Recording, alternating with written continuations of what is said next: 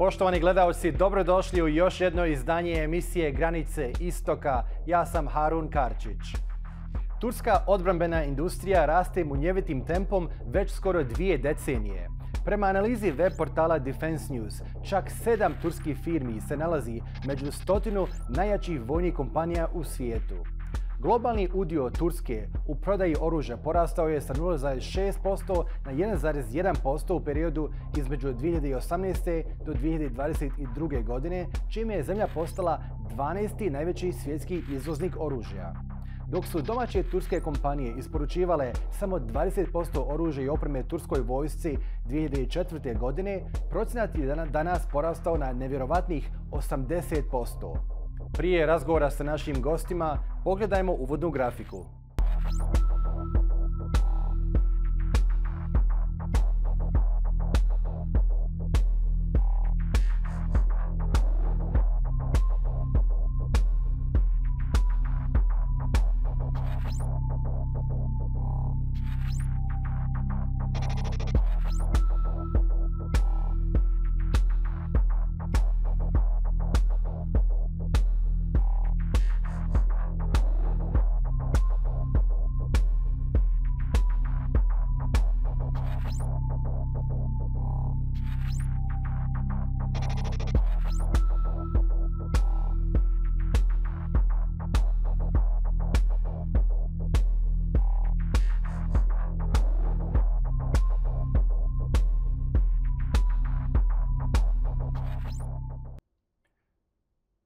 Idemo slikom do Istanbula gdje se nalazi penzionisani kontraadmiral Cihat Yayci. S njim ćemo detaljnije razgovarati o ulozi Turske na Mediteranu. Mr. Yayci, hello and welcome to the Al Jazeera channel and thank you so much for taking the time to speak to us. Thank you very much for inviting me. Hello. Now, as a former rear admiral with extensive global experience, how do you perceive Turkey's evolving role in the geopolitical landscape, especially its maritime role in the Black Sea, in the Aegean and in the Mediterranean Sea? Okay. Turkey, first of all, is a country of 2 peninsulas surrounded by by seas on 7 sides. One peninsula is Anatolia, Thrace. At the same time, its geopolitical value is extremely high as it covers the straits, Turkish straits, Istanbul and Çanakkale straits. Due to its geopolitical location, Turkey is very close to industrialized countries of Europe and traditional raw material countries of Asia, the oil-rich countries of the Caspian region and the Middle East. For this reason, it has an opportunity to establish good relations and tight connections and the cooperation with these countries and the regions and the nations. At the same time, Turkey is located as a transit at the middle of the intersection of the 3 continents, and so this is a really gives a geopolitical value to Turkey. On the other hand, Turkey is a strategic partner and also an important actor in European security. Turkey has NATO's 2nd largest army and contributes to the defense of the alliance and to Europe too. Turkey also plays a role in stabilizing fragile regions such as Middle East, the Caucasus, the Balkans, and the Mediterranean. Turkey cooperates with the European Union and NATO to tackle common challenges such as counterterrorism, migration problem, and the migration management, and energy security and human rights. A serious struggle has begun to the world to revitalize trade routes such as silk, spice, and fur route in the history. In this struggle, Turkey's geopolitical and geostrategic importance is increasing even more and more. In the shadow of Ukraine and Russia war and Israel's attack on Gaza, geopolitical balances has changed, and Turkey has assumed a critical role at this time when the corridor and the energy struggles have reached their peak. In the light of the developments, Turkey's place and the importance within NATO will become evident, and more evident indeed.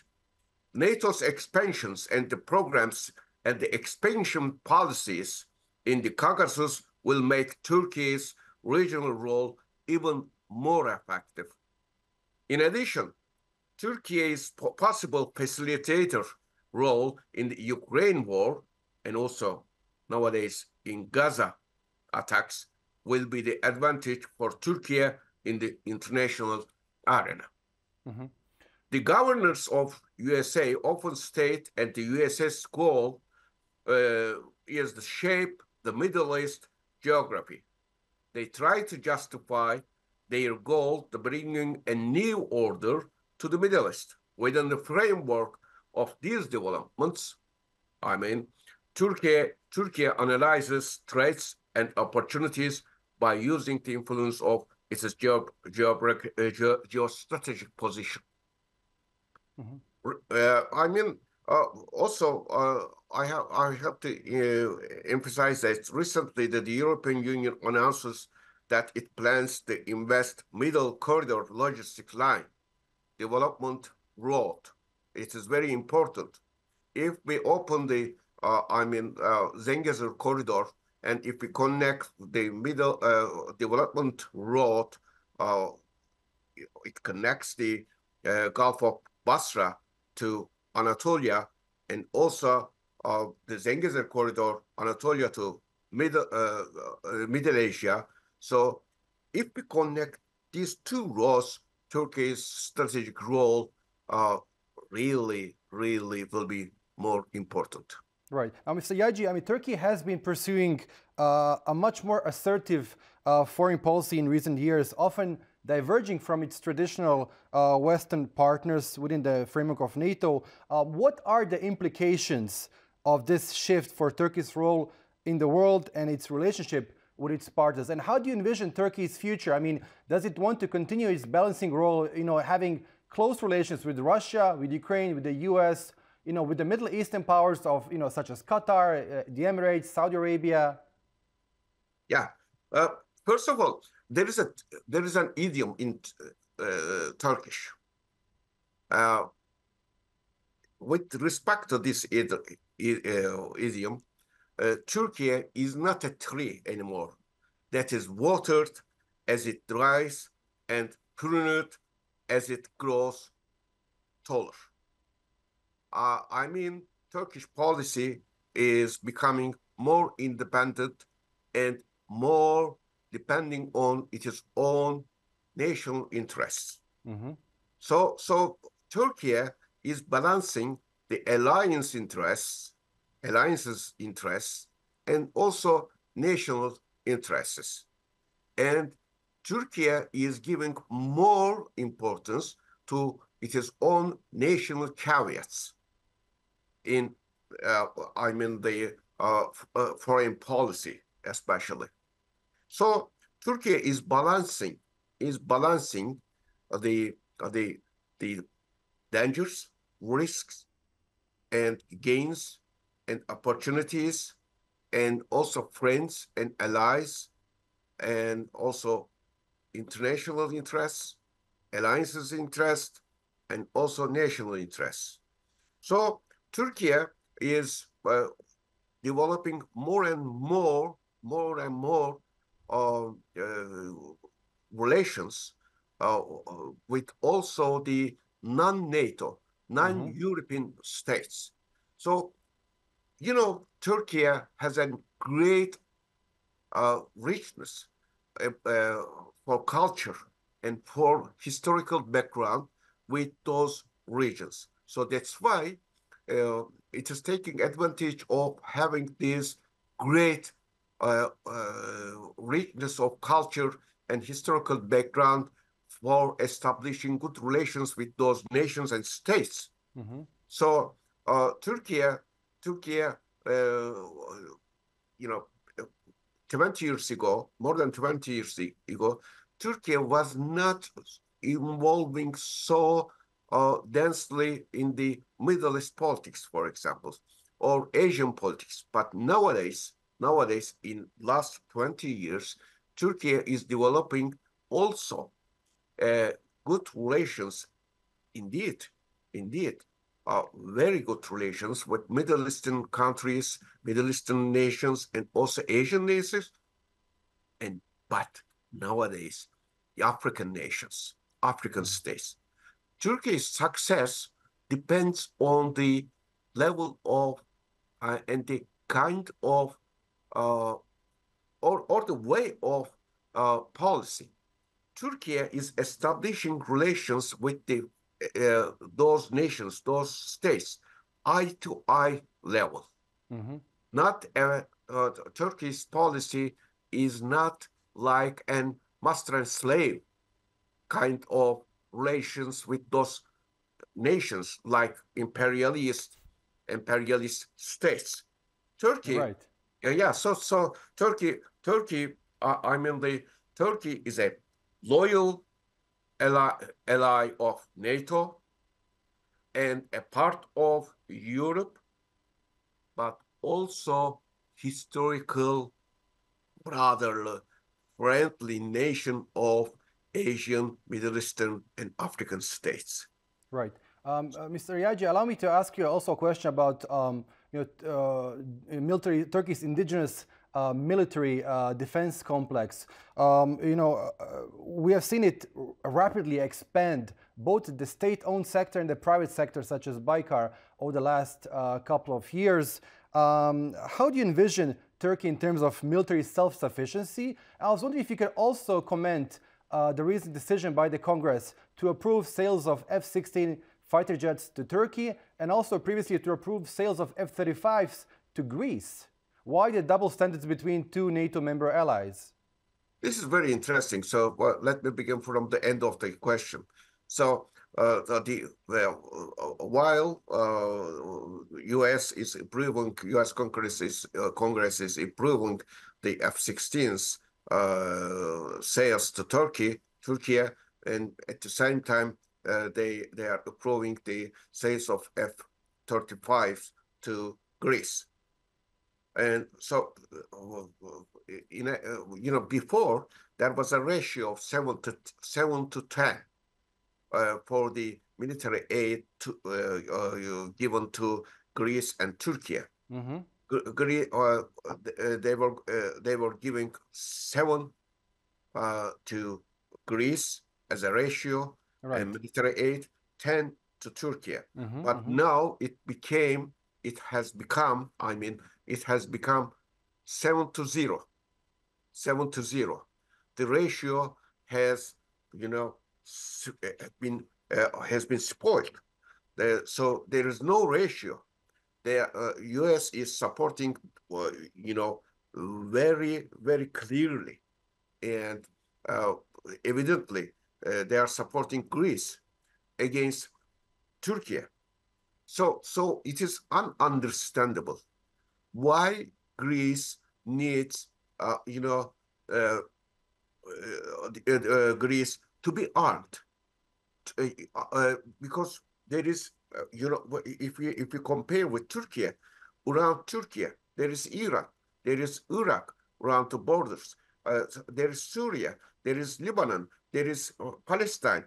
On the other hand, on the north, Caucasus, Ukraine. So, right. But if you look at the Greece, there is no need for getting military aid. So there is a question: why Greece is getting those arms, ammunitions, planes, aircrafts, other things? Why they are having this, why they are giving this to Greece? So this is a question, but it doesn't matter. It doesn't matter. I mean, Turkish defense industry is improving more and more. Now, Turkish defense industry is the 14th greatest defense industry in the world. So this is a great success. And so we have a self-sufficiency around 80% in the defense era. Right. So that's why Turkey, for example, Turkey's fight against terrorism, Turkey is using its own national ammunitions and national unmanned air vehicles. And so I think one of the 3 biggest unmanned air vehicles producers in the world. So thanks to Baykar, thanks to other industrial companies, thanks to Turkish government for having this great industry. Right. And finally, looking ahead, what do you see as the most significant opportunities, but also challenges for Turkey in terms of its regional, but also global positioning? How do you envision Turkey within the next 20 years? I am very, hopeful, and I am very positive for Turkey. And the events, well, like Palestine, like Libya, like Nagorno-Karabakh, like Ukraine, and so it shows that there is a great future for Turkey to become a more than regional power, indeed a global power. Turkey is a regional, power, but it can arrange, it can affect to global, place. But I am defining Turkey as an regional, I mean, game player, game establisher, game positioner, also spoiler global games. So Turkey, the events paved the way of Turkey to become the leader of oppressed nations. This is, I think, Turkey is gonna be the leaders of the oppressed nations, and also dense good relations with the states and nations in the continents around Turkey is a great advantage for Turkey to become more than a regional power. Industrial improvement, especially defense industry, is gonna give great power to Turkey. But there are risks. For example, immigration invasion and terrorism. And so the ideas of the great powers in Middle East, in Middle Asia, and also in Black Sea, they are the great risks. But Turkey is very experienced to deal with those risks. I think it's gonna be the century of Turkey this century. Mr. Yayci, it was such a pleasure speaking to you. Thank you so much once again for your time. Thank you very much for inviting me. Thank you very much.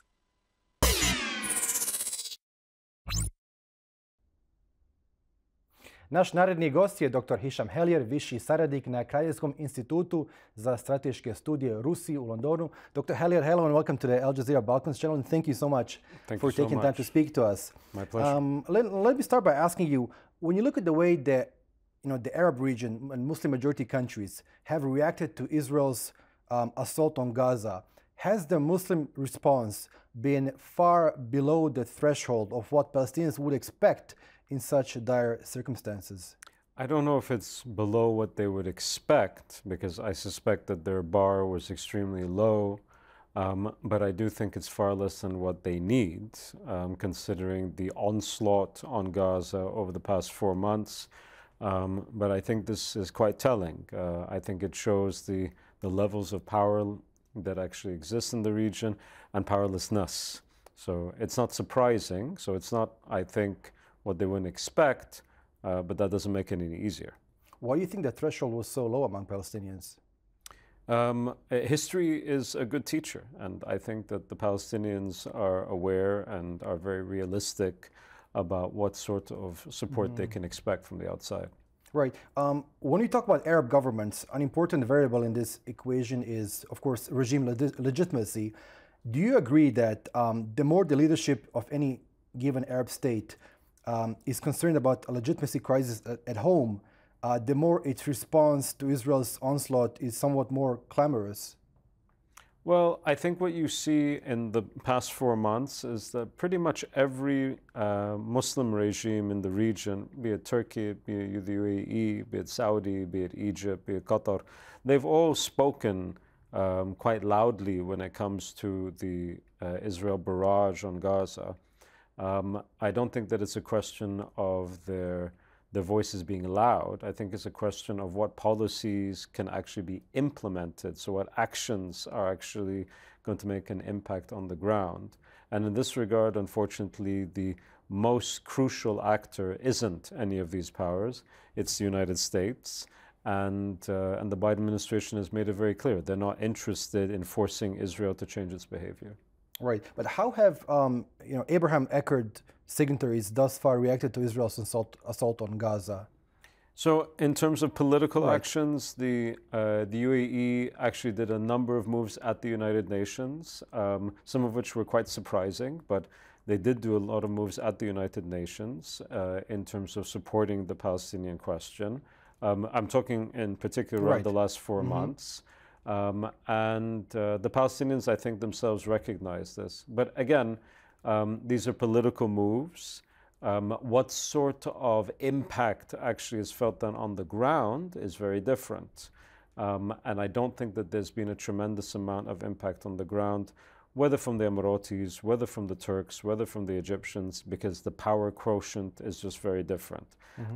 None of these countries have canceled or suspended relations with the Israelis, not the Turks, not the Emiratis, not the Egyptians, not the Jordanians. So they all consider that these ties are important for this reason or that reason. Again, I'm not sure that even canceling those ties might have made as much of an impact as people might think, but I think that it's quite telling that this is where we're at. Right, and speaking of Turkey, what approach has Turkey traditionally taken under the government of Recep Tayyip Erdogan towards the Israeli-Palestinian conflict? Well, it's gone through different phases and different stages. So, of course, there's a great deal of focus on support for the Palestinians in terms of aid, in terms of rhetoric, in terms of discourse. But of course, there are very strong economic ties between these two countries in terms of Turkey and Israel. And there's a lot of security and intelligence sharing as well between. You said it, not me. But I think that there's a regional architecture involved here that makes it, a question of power. And what I mean by that is if any of these countries want to break out of that, then they need to consider what they're going to do instead. And that can sometimes be a price that they're simply not willing to pay. Right. Dr. Hellyer, it was a pleasure speaking to you. Thank you so much for your time. Not at all, my pleasure. Thank you so much for having me. Turski odbrambeni sektor već je ušao u globalnu utrku. Uprkos tome što je turska vojna industrija mala u poređenju sa velikim igračima poput SAD-a, Rusije i Kine, privukla je veliku pažnju zbog uspjeha svog oružja u ratovima u Libiji, Siriji, u Nagorno Karabahu i sada u Ukrajini.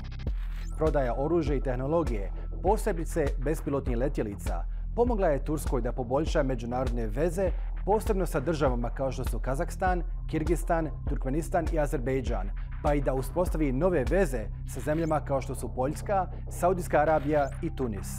Poštovani gledalci, bilo je to sve u ovom izdanju emisije Granice Istoka. Ako ste propustili bilo koji dio, emisiju možete pregledati na našoj web stranici balkans.aljazeera.net. Hvala na pažnji.